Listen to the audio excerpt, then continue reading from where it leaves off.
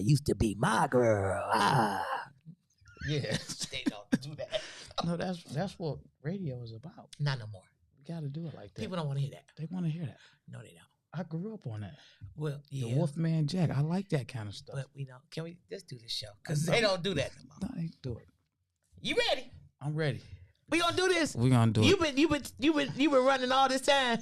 Yeah, you was. No, I just hit it. We just laughed. So this is how we gotta do it. Hey, what's going on, everybody? No, we not. We don't. You don't. So hey, this is the Lavish and Coco podcast. I'm finna go. We ain't doing it like that. No, I'm gone. I'm just saying that's the radio voice. They don't do that no more. But we are gotta set the trend. They bring back old school stuff, retro. You gotta bring it back. No. Gotta bring it back. No. Hey, beautiful dials out there in Radio Land. Oh no. Not that? No. Okay. I figured I'd do. Why you want to do that? Why? I'm just saying that's the radio voice. They don't do that no more. Okay. All right. But anyway, you can do what you want. No, you go ahead. How do you do it? You want me to? You want to do what you want? Okay, you sure? Yeah, I'm ready for you. We're in action. Okay, we got action. Okay, listen. How you doing? It's Tuesday, 12 noon, Eastern Standard Time. Happy holidays. Happy Hanukkah. Happy Kwanzaa and all those amazing things. It's the Lavish and Coco podcast. Lavish T. Williams. T means it just means too much today. It just means too much. We in the Midwest right now, and it's a little chilly. Now listen, it's warmer than what it was over the weekend. Correct. It was booty scoop cold. Like dogs was running outside and using the bathroom and scooching their booty and running back in the house.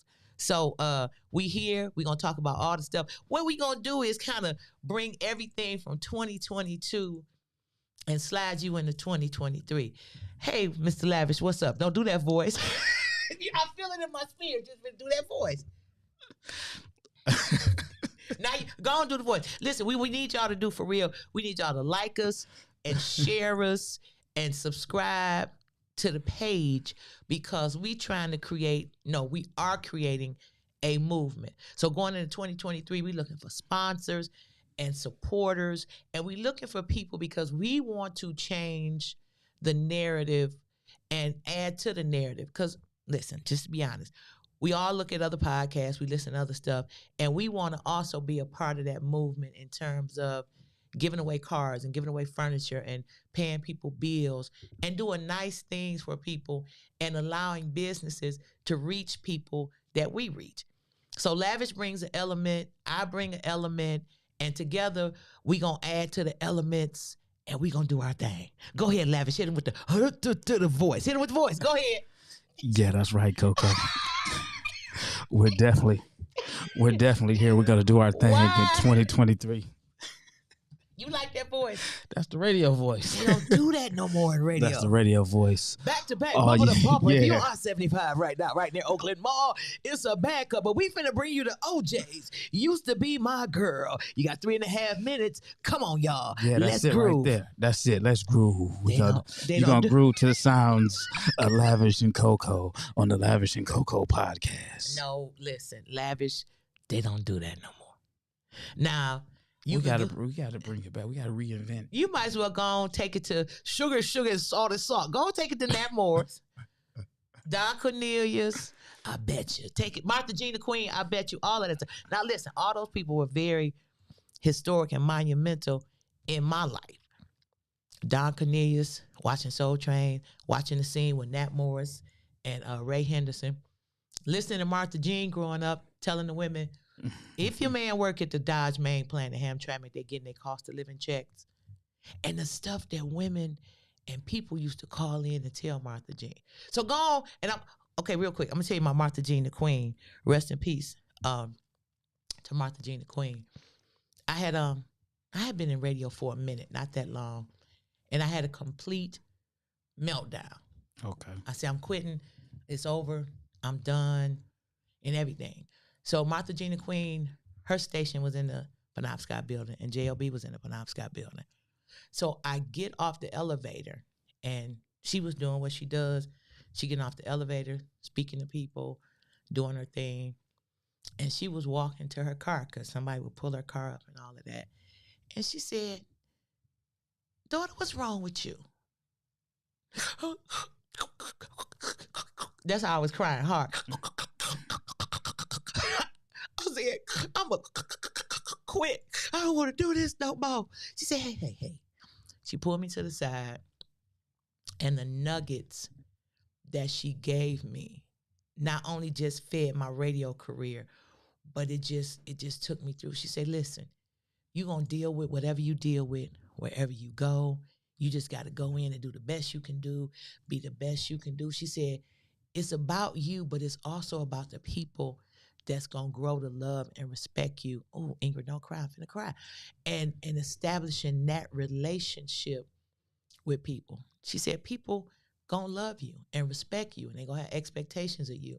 And you just have to be honest and truthful. She's saying, listen, let them folks do what they going to do. They going to be hectic and crazy and keep up confusion, all that. She said, but you can't run. I said, I'm talking about, I had the big, the big snot bubbles that come out. And she had some tissue and she gave it to me. I wiped my face. And people walking by looking like, well, what's going on? She had set all her because she always had her bags and her stuff. She had set her stuff down. And in that moment, in that instant, I was like, I could do this. Now, I had a few other meltdowns since then. I've had a few, but I always go back to that moment. Like, this was the woman that I listened to throughout my childhood. This was the woman that would shut the city down every day.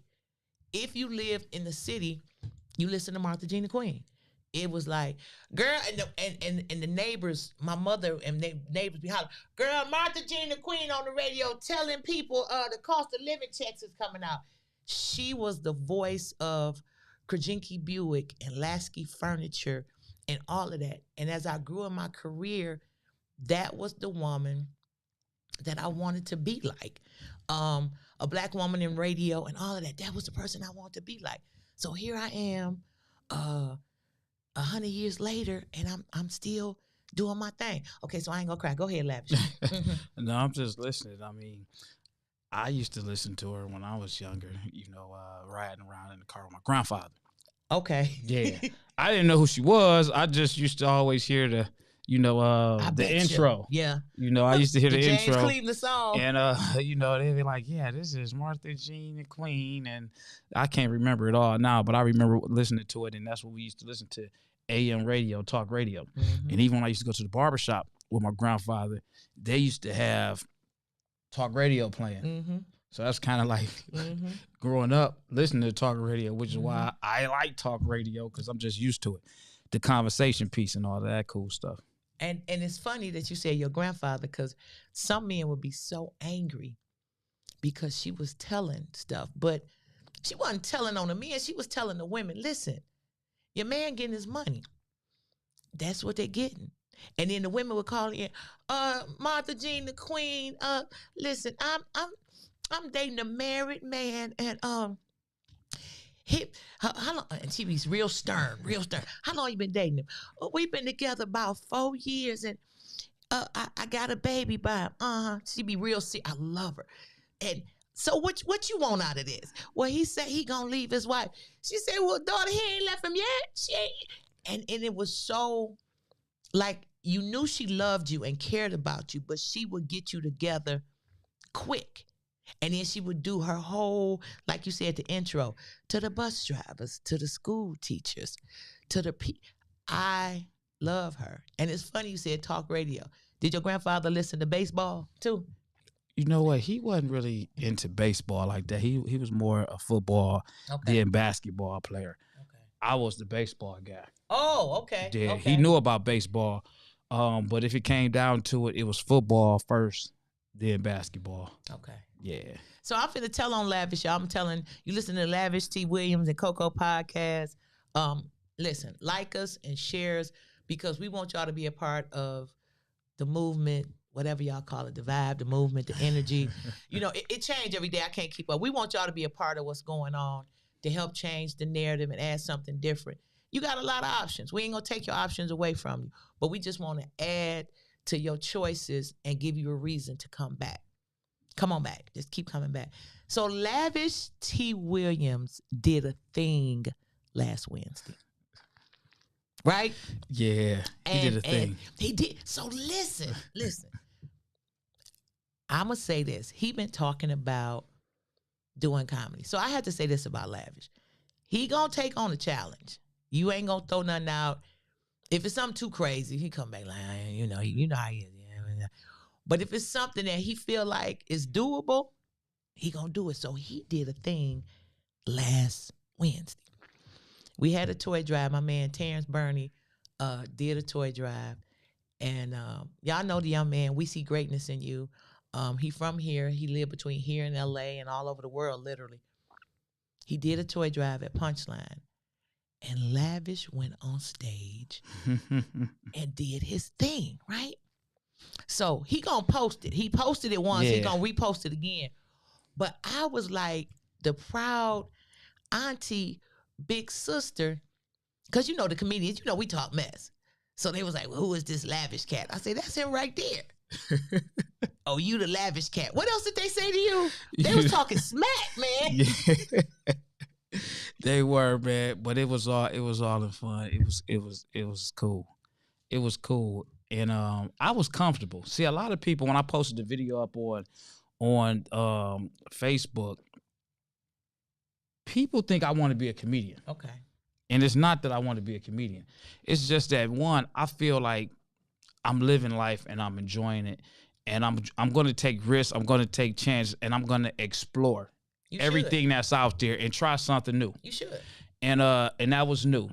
And then outside of that, you know, with the conversation that we had before, is like, I'm into public speaking. Mm-hmm. And if I can go on the stage knowing I'm not a comedian, and for me, it's not necessarily about making the crowd laugh, but to hold their attention. Yeah.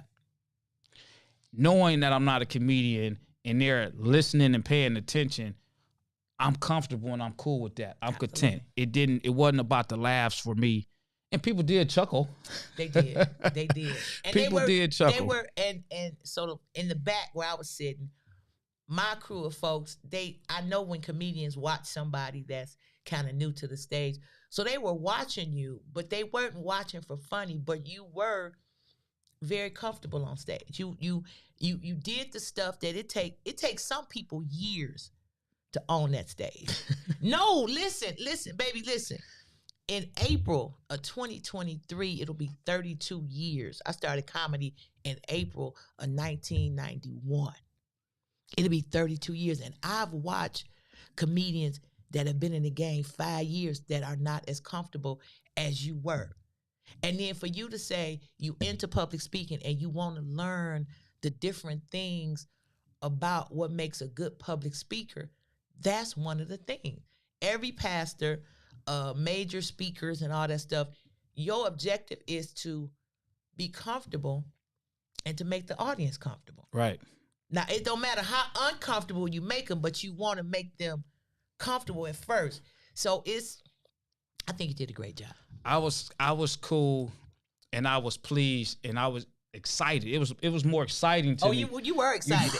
Listen, he was walking up and down and pacing and all that stuff. And I was like, I hope he don't pass out, because you had a lot. Listen, your eyes was big as $4. So I just felt like I see people get on stage and they're nervous and they're shy. I think I just had a lot of energy. You did. And I was just ready. It was like, listen, I know for a fact I'm not going up here, I'm gonna have everybody just out of their chairs laughing. I went up there knowing that. Okay. So it wasn't, my expectations wasn't set on that. My expectations were set on, hey, I got an opportunity to get on stage in a comedy club. Mm-hmm. And build a relationship. That's the other part. There are people that respect you for going on stage. And you said that. You said, I'm not trying to be funny. And whatever else, I can't remember exactly what you said. But saying that, you had people's attention. Because If they ain't listening to you, they talking. They let me get a hit and see what the coke. Right. What kind? You got some wings? Okay, give me that. But they listened. They listened. They did. They kept their eyes on me. They did. And it was cool. And it was like, even when I felt like, okay, I'm up here, I don't even, everything is never planned. Everything I just never planned. So it's not like I had a list of jokes. I knew what I was going to say. It was all off the top of my head. And to be clear, I wasn't up there to tell any real jokes. I was only up there to introduce the host. But if I felt comfortable, it's like, oh, you know what? Open up a little more. Right. So, I mean, I was just pleased. I was just pleased with the whole experience. And I think I'll do it again. You should do it again. I'll do it again. It's not even for me to go up there and say, hey, I'm going up here to make people laugh. If I do make someone laugh, then that's great. Bonus, yeah. But it'll really be just to gain their attention. I'm also branding myself in a different arena. Absolutely. Comedy, which I'm not a comedian. Absolutely. And then it's like, after watching other people get up there and then me being on the stage, actually kind of getting the feel, it's like, okay, all I really need to do is just focus on telling stories of my life, which comedy is just that. It just is. like a rapper rapping about his life. It's just that I have to find a way to put it into words to make it more exciting, to take some of the sadness and turn it upside down and make it a laughable moment. Mm-hmm. So it's a learning experience. It is. But and here's the other part. You can leave the sad experiences in, but you got to put a twist on them. So, like I said, it's this book, and the book is called The Comedy Bible. And I suggest anybody that's really interested in they getting into comedy should get the book by Judy Carter. It's called The Comedy Bible. Because you learn how to talk to people, talk with them, and talk at them. You can leave those sad experiences in, but you got to put a twist on it. You leave the sad stuff in, and it's like, okay, I put a twist on it. Like if somebody talk about growing up a kid and wetting the bed, and everybody feel like, oh, that is so traumatic. But when they go into the methods of how they hid that they were a bedwetter from their family or whatever the case may be, it's about how you put a spin on the twist. Much like life, much like it's much like life. It's like life. How you put a spin on situations that happen in your life. And people can relate to that. Even if they didn't have the experience, they could still in their head go with you on the trip and say, you know what? I had a cousin that used to pee in the bed. I was wondering where them garbage bags was going, and they used to, how the bed was crunchy. They were sleeping on the garbage. So it's all about that. I appreciate you doing the experience. But let me ask you a question. Was your mouth dry and was your heart beating fast when you came off stage? You know what? I'm a weird guy. So when I got off stage, I was more so, and this is the thought, and it's kind of like because my brain kind of be in 5 different places at one time. When I got off stage, my excitement was, man, I can't believe I was just on stage at a comedy club, and then I had went in my mind had went back. It was like, man, I wish my granddad could see this. Yeah. Or I wish I could tell him. It was, related to, my granddad first. And then I laughed. And then I was thinking, man, I can't wait till my friends see this. They really gonna trip out. So that's where I was at. Okay. And then by the time I got to you, the excitement was, man, I gotta do this again. I gotta do this again. So I was just cool and comfortable just, getting up there, man. And then it's like, and I take this, when you build and you're around certain people, and I use you because you're a real life person. I don't have to talk around or come up with examples. I can use you. When you meet people and people want the best for you, when people want to see you achieve great things, they want to see you move forward, they push you. And for me to even have the opportunity, for one, be in a comedy club, not a small bar or some type of party. Right. For me to, be at a comedy club where a lot of great comedians come in to grace that same stage, for me to have you there to say, hey, I'm going to be doing comedy at this show, but you come by and I'm going to put you on the stage to introduce the host. It's like opportunities like that I'm grateful for, because a person like you in that position, you didn't have to do that. You don't have to do that. And then you have people that have that same power and position, and they'll see someone that want to do great things and they'll push them the opposite way. They don't want them to get over it in this field. They don't want to help them proceed and achieve great things. They'll talk about, yeah, you should do this, you should do this. But in the back of their mind, I'm not going to help you do it. So when you surround yourself with people that want to see you achieve and want to see you grow and do great things, you know, I like that. Those are the type of people I want to be around. I'm finna cry. Don't cry on me. And it's no different than when we were at the Garden Theater. It's like you gave me an opportunity to go out on that stage. So it's like I'm surrounding myself with people that are doing great things and helping me do great things. You're inviting me over into your world and your field, where I see, you know, when I read all types of things where, you know, people, they don't want to invite people over there. They say, oh, no, don't do my craft, or I take it so serious that I don't want you in the way. So, I mean, I'm appreciative of that. I'm a real appreciative to that. Didn't I just tell you? So for me, it's like when God gives you something. And when I was a kid, when I was growing up, my father used to always tell me, you got the gift of gab. I didn't know what that meant. But as I got older and grew up and realized that talking and being an orator and a speaker, and I used to sing, and I thought my thing was going to be singing, and that is my passion. But my ability to talk and make people feel excited, interested, okay, relaxed, and comfortable is a God-given gift. So when God gives you a gift, the Bible says it'll make a way for you and put you in the presence of great men. So I can't be selfish with my gift because it won't grow. It's like having something really, really beautiful and you the only person that want to look at it. So I have a couple of theories. One of the theories is if I'm teaching, I always feel like the student should surpass the teacher. If I'm teaching somebody something and wherever I go in my life and whatever I do, they after you. And somebody says, oh man, Coco taught me how to do that. They be like, for real? I expect you to surpass me, like the Karate Kid or Mr. Miyagi and all that stuff like that. The student should always surpass the teacher. Number two is a lot of people are not that comfortable and they're afraid that you're gonna do better than them.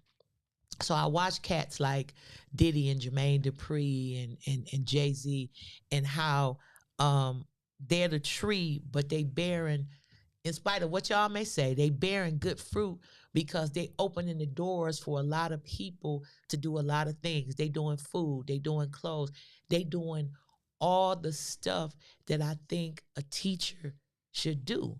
I think if you decide, if you say, okay, you know what, I'm going to take my business to a whole nother level. I'm going to get with a school and they call it a subject expert, whatever. But you're an expert in what you do. So if you go and take that to another level and you teach another generation the whole towing business, 15, 20 years from now, when you retire and they come to you, Ms. Lavish, I was one of your students. I was one of your first students to graduate out your class, the 2023 class. You would expect them to have surpassed where you were because that's the whole purpose. So for people that hold on to it, it's a lot of insecurity and fear that goes with that. It's a lot of, oh, I ain't gonna let them do that. Oh, cause I ain't. Listen, you can't take none of this with you. None of it. Right. Not now. You can't take it with you. So why not share? Why not let somebody else into the secret and know what's going on in the golden room and all of that? So anyway, folks be wanting to keep stuff so lavish. Listen, you listen to the Lavish and Coco podcast. Let me just say this, y'all. I'm finna make a confession. I put a dating profile up on Facebook. I know. Listen, I'm not proud, but I'm not ashamed either. You was on Christian Mingle? No, it's a Facebook dating app, right? It's a whole dating app on Facebook. I ain't lying. And the people that pop up on the dating app, Do you get to see their profile? yes. Okay. I want to beat their ass for when we talk about social skills. I'm just going. I ain't gonna expose nobody, but these the people that show up on my app. Them the ones. You see him? You see that? I don't know what he look like. You see what him? How do I know what he looked like with them dark ass glasses on and that 20-year-old picture? Boy, he coming for you. No, he don't want me.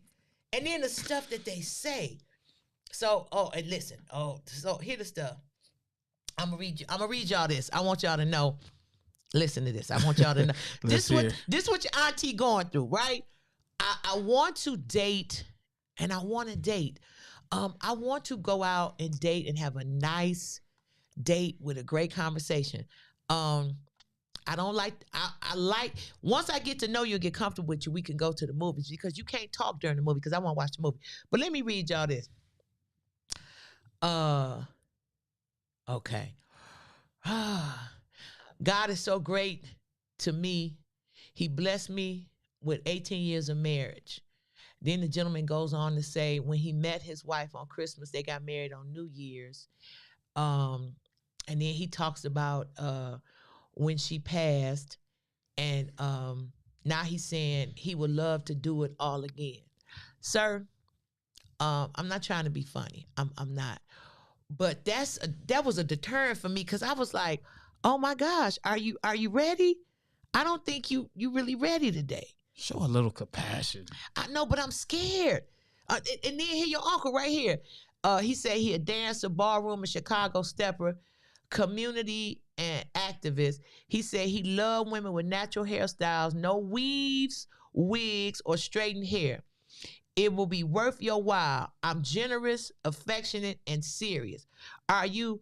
Please post a current full body picture. Okay? Hey, he want to already know what you looking like. He played too much. Then it's the brother that's posing by the Camaro and all of that. I don't care about none of that. Then, okay, here your man. Okay. He said, I'm 48, right? Loving, drama-free, hardworking. I love to leave a lasting good impression. He said, I'm very comical. Love to laugh. I'm a man that doesn't play childish games. I live alone, got my own everything. I'm looking for someone that motivates me and shares my love for God and his people. I love to laugh, but if you so damn serious you can't take a joke, please keep it moving. Moving, warning sign. What is the warning sign? He warning you if you can't take a joke. No, man. Lavish. I'm just saying. He said he warned you. He's serious. Like, I don't know, man. You know, these profiles and all this stuff. You should do one. No. Why?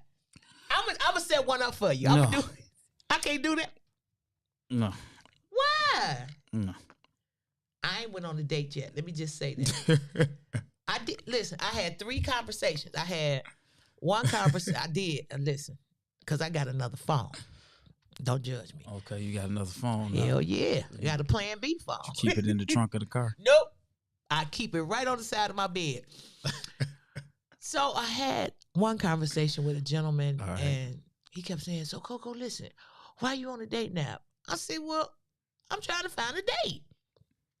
Tell me, don't you meet a lot of people? I do, but you can't just limit yourself. Like, you just can't eat Chinese food every day or whatever, hamburgers every day. So I'm looking for somebody else that's interesting, right? But you meet all the celebrities and entertainers and stuff. Listen, bro, I know that. And then I kind of felt like, then he started interviewing me. So when you was on the radio, I said, I'll be damned.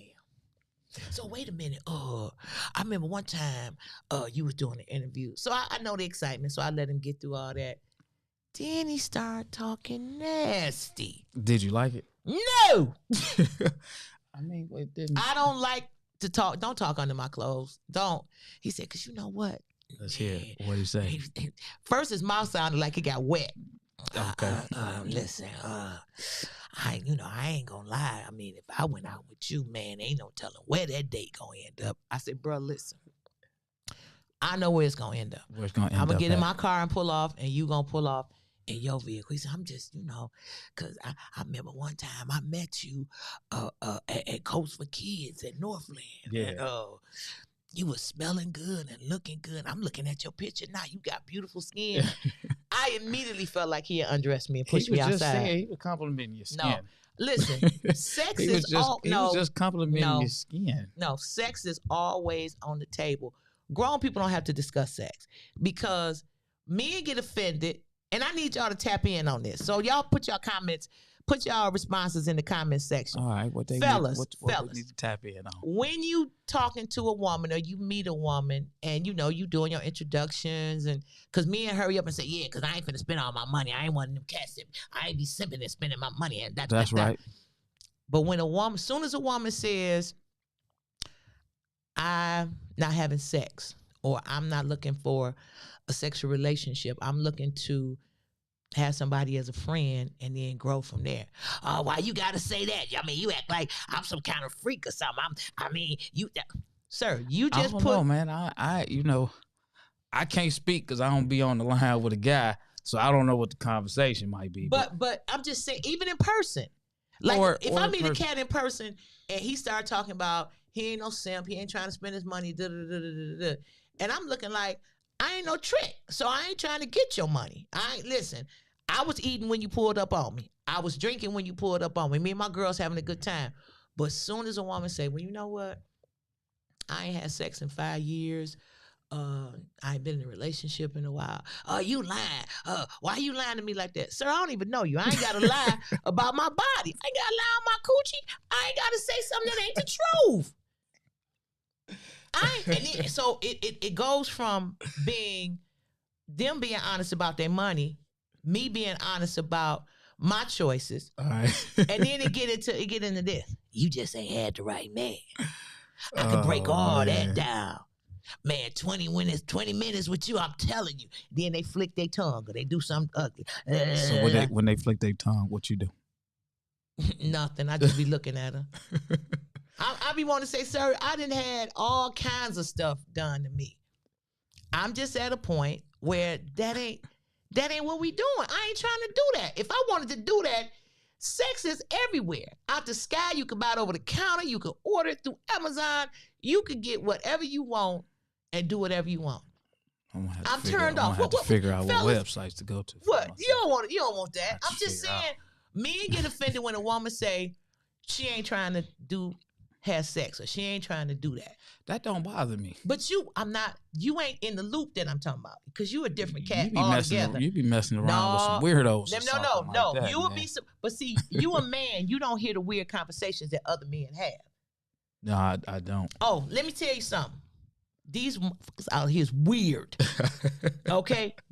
Listen, they be real weird. Okay. They say crazy stuff. So how can you, and I know you feel comfortable with me because you think you know me and all that, but I'm not coming to your house. And they don't get mad. Well, you could come to my house. Sir, I don't really know you and I'm not going to feel comfortable in your setting. Can we pick a neutral setting? Or we could get a room at a hotel. A hotel. Lavish. Yeah, 72 hours ago, I had a cat. All right. And that was what he said. He said we can get a hotel. He cut right to the chase. He pulled right up and loaded the click. Click, click, click, click. Now, did he say the hotel like a room or, they got dining places at hotels, Listen. I'm just, I wasn't conversation. There. My plan B phone ring. Bring, and he got a crazy ring. Bring, I'm looking at the number. Got locked in the phone. Hey, what's up? How you doing? Listen, so when we go meet and get something to eat, why don't I just cook for you? And you can come to my house. Sir, I prefer to meet you at the restaurant in somewhere neutral. I prefer an environment where we both comfortable. Oh, I'm gonna be real comfortable. See, here we go. I'm gonna be real comfortable in my house, but I'm not gonna be comfortable at your house. I don't know you. Yeah, because I'm gonna cook you some steak and shrimp and lobster. I say I can't eat shrimp and lobster. You don't eat shrimp and lobster? I said, that's not what I said. I can't eat it. I'm allergic to it. Oh, okay. Well, I could cook something else. We back to the house. I said, I don't want to go to your house. I picked somewhere neutral, nothing really expensive. Something that if he clicked out on me, you know, I can handle it. Then he said, well, after, you know, we sit there and eat and have some drinks and da-da-da-da, I'm going to want to relax. I said, well, don't drink a lot. You could go home. Wait. Why is this funny to you? I'm saying he's trying to find a way to get you to get back to an intimate, comfortable setting. No, no way. So then he said, I said, okay, well, you know, I said, just don't drink that much, blah, blah, blah, boom, boom, boom, boom, boom. He said, well, you going to be drinking? I said, because I'm like this. If I don't know you, I'm not really going. If me and you hung out, I'm going to drink because I'm comfortable and I know you going to take care of me. But I'm not going to ever get drunk and out the pocket. You know what I'm saying? No more. So he said, well, you know, he said he smoked. I said, that's cool. That's your choice. You smoke? I was like, no comment. Then he went back. He said, so if I get comfortable and everything, I mean, you know, we right downtown because I suggested meeting somewhere in between Midtown and downtown. He said, we right downtown. We could just swing over to the casino and get a room. Oh, he wanted you. He wanted to get you back to that hotel. I said, sir, listen. Dang. I said, we not going to the hotel. He was trying to undress you. Then he said, I ain't going to try nothing. I said, but here's the point. Yo ain't trying nothing. I don't know what it is. And if you try something, I'm going home. I said, but I don't know the condition I'm going to leave you in when I walk out the room. He said, what is you saying? You sound like you're crazy. I said, no, you're not listening to what I'm saying. Because in my mind, the whole conversation was over. I said, you're not listening to what I'm saying. I have been in an uncomfortable situation. I'm never going to put myself in that situation again. So I'm not going to go to no hotel with you. Matter of fact, why don't we just table this to after the first of the year? He's like, okay, I'm sorry if I offended you. I said, you kept pushing the envelope. You kept on, you know. So you just ain't know when. You ain't know when. I don't want to go to no hotel with you because you already sound like you a little a perv or something. I'm not trying to go to no hotel with you. I don't want to put you in a situation because I don't know how you handle situations like that. So I'm not trying to put you in no situation because I say this all the time and you hear me say it all the time. I'm going home. Hold on, my homegirl said, she said they clout chasing Coco. They trying to get you so they can say they had you because you're famous. Let me tell you something. let me say this. Thank you, sis, but listen, I don't. Get me and do what with me? That's the next question. It's like, what you gonna do with me? Where you go? Yeah, slap it up, rub it. Sir, listen. You know it been slapped and rubbed. Flip it, rub it, listen, whatever. I got a cut on my booty from an old mattress that been on my ass since I was in 19 or 17 or something. At an old funky. Don't even get me started. Don't get me. I've been to trap houses before they called them trap houses. I've been in spots that it was so serious. They had one. Remember them spree scooters? Remember the Yeah, sprees? I had one. I had a red one. Okay. I was dating a cat. His hood was so serious. I remember them. Him and his cousin had to bring it up. He was in a 2-family flat. They had to bring it upstairs so wouldn't nobody steal it. New Edition had them. Made me want one. Yeah, he had one. And then in his closet, it was like an arsenal. I done been in situations. I know how to survive, but I'm not trying to live that life no more. And if you a clout chaser, I'm not the woman to chase because I'm going to disappoint you every time. And I get it that I know who I am and I know the gift that God has given me. I get that. I just want a regular guy that's hardworking, got his own business, know how to clean up and fluff himself up. What if he ain't got his own business? He working 9 to 5. That's cool. God focused, got a sense of humor, can be relaxed, ain't always uptight. You ain't got to prove no point. You ain't got to be the rah-rah guy. Every time we go somewhere, you ain't got to buy, oh, everybody at the bar I got it. Everybody. You spending $200 or $300 a night. I'm adding that up. That's $1,000 a week. That's $4,000 a month. That's not making sense to me. What are you trying to prove? That I just want a guy that may still put on some corduroy pants and a sweater. That's all. A nice little uncle he could have a receding hairline, some salt and pepper hair. Coco, 2023, man, we gonna get you on the date.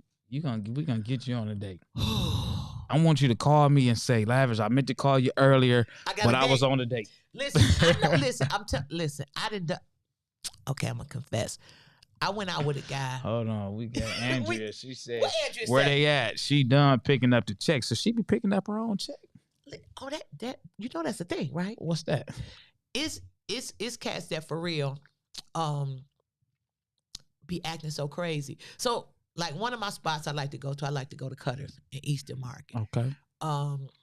Food good, environment good. I'm always gonna go in there and see somebody that I know. But it's some cats lavish for real. Like, so dinner and a drink may come to $40. But it's some cats for real. Be like, what? So if you clowning on me, here, run that. Give me that. No, I got it. Give me the check. Give me that. And I'm going to shoot him my money. Because now you showed me, no matter how big that naughty is in your pocket, I can't respect you right now because you tell me what? Or they get to acting crazy because they didn't spend $40 and I guess they want an ounce of coochie. I don't know. I guess it's the 40 ball. Well, okay, here you go. They dropped the 40 ball. Here you go, boom, boom, right there. Okay. I'm gonna give that to you. You can have that. Okay. Boom. Boom, yeah, run that. I'm not gonna be in a position, and I taught my daughter that, and I taught ladies that be around me that don't ever put yourself in a situation where you cannot see your way out, ever.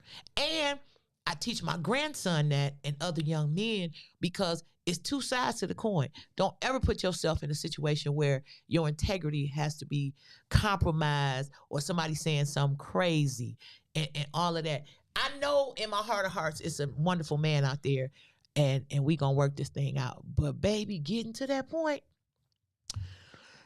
And Andrea, hold on, one more thing, Andrea. This between me, you, and the other ladies. Money. Mr. Rice said it's the front money. They be pulling out that front money. Yeah, well, listen, I don't need you to front for me. Listen, I know what dope money look like. I know what street money look like. Trust me, I know what it all look like. You ain't got to front for me. If you say, well, I can't go out this week, we could go out next week, that's cool. I'm not being unrealistic. Another thing, and we said we was going to do the dating show next year, but this one more thing. Sir, please don't send me no unsolicited pictures of your what you call it. Don't do that. Because you know what I'm going to do, sir, if you send me a picture of your joint? What you going to do, Coco? I'm going to send it to my girlfriends. Now, they might get turned on and No, they're aroused. not. No, they're not. I'm going to send them a picture of him, and then they joint. So if we ever out and he walk in, they be like, oh, okay. I'll be like, yep, that's him. And they looking at him. And listen, I know when I see your face that this ain't your joint. You know it's cats out there sending pictures of, it's a website where you could go and get pictures of different joints, No, right? I wouldn't know. I know you wouldn't know, but it's a website. Okay. And you could get pictures of different joints. And you send a joint, right? So what happens when you actually might have a chance of showing this person in real life and it doesn't match the Let me tell you something. photograph? It's a couple things I could look at and I could automatically tell a man how big his joint is. Oh, man. You forget I was a nurse and worked in the healthcare profession. How can you tell this? Anyway, I want to hear this. How can you tell this? I can look at you fellas and know how big within an inch or two your joint is. Okay? Usually the back of your hands is how the skin texture on your joint is. Well, this is hilarious. Listen, for real. Let me see the back of your hand. Let's hear it. See, your joint look just like that. The veins on your joint look just like the veins. I know. I'm listening to you. I want to hear this whole theory. Let me hear your theory. Let me give y'all some science. Let me give you some science. I want to hear this. If you're looking at the palm of a man's hand, go from the tip of his middle finger and bend it down as close to his wrist as you possibly can. And mark that. That's the length of his joint. Take his middle finger. Do y'all see what I'm doing? Take his middle finger and push it down like this. They see it right there. Okay, look. Y'all see this? Take this finger and push it down like this. Wherever it stopped, that's the length of his joint. I don't give a damn. Trust me. Okay? I'm a jonologist. Coco, I'm going to say that can't be accurate. I swear for peaches it is. When you get home, look at your joint.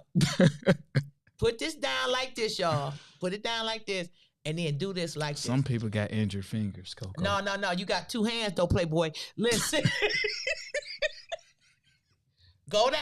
The back of the hand is how the skin texture on the joint look, right? The veins are such a thing. Listen, stay with me. I'm telling you. Take this finger and go down like this. And then do that like that. It's the joint. Now, for the tip of the joint, look at his nostrils. His nostrils is shaped like the tip of the joint. I know. Coco, where you get this stuff from? Men, if you be honest. Ladies, listen. I'm just curious. Think about the men you've been with, and from the tip of there to here. Not from here to here. No.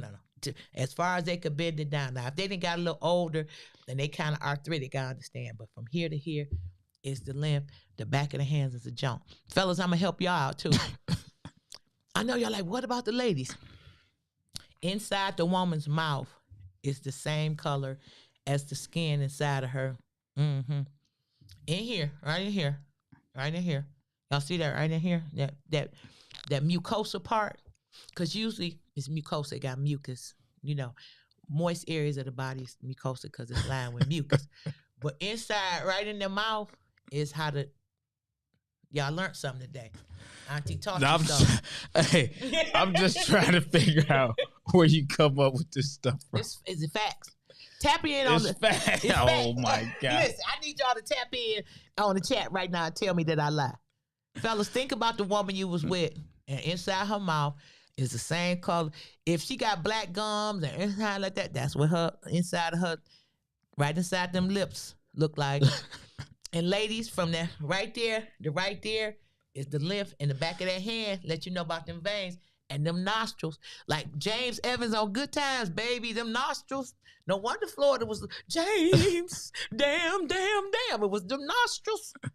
Go ahead on. What we doing? Let's do this. Hey, listen. Coco, Lavish Coco podcast. I hear you. So listen, when we talk about dating, so we since we on it. And we talk about online dating stuff. What's the comment say? I can't. You got Mr. Right. You got him out here driving about to crash. So listen, what about one night stands, man? Can you? I mean, that's part of dating. Do you think that you can meet a guy